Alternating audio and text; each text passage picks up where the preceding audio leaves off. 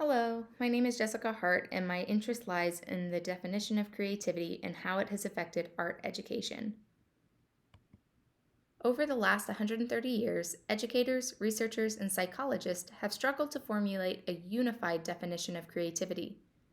Although art education has commonly been tasked with developing creative thinkers, recently other subjects have expressed interest in the value of creativity to their field.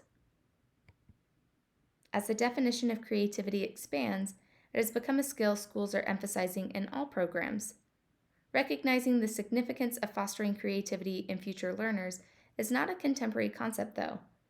In his book, Creative and Mental Growth, Victor Lowenfeld states problems in human relations, growing populations, international understandings, and the problems resulting from rapid technological change make it imperative that development of creativity becomes one of the most important considerations of our educational system.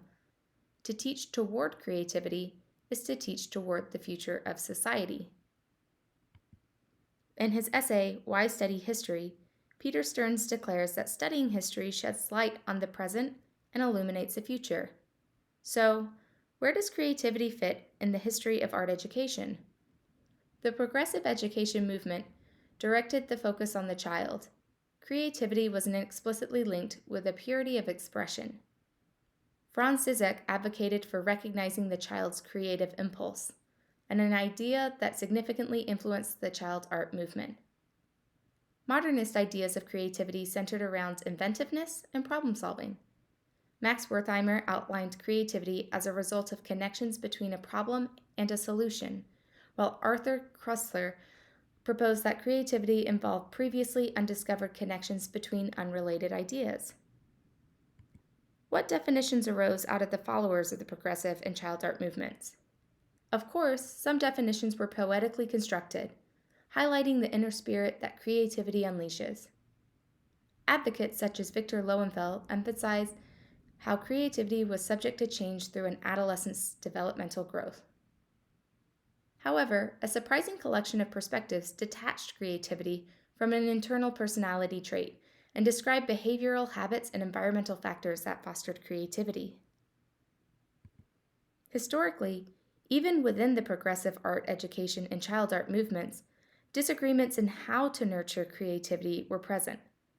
Educators debated on the level of interference that was appropriate in instruction.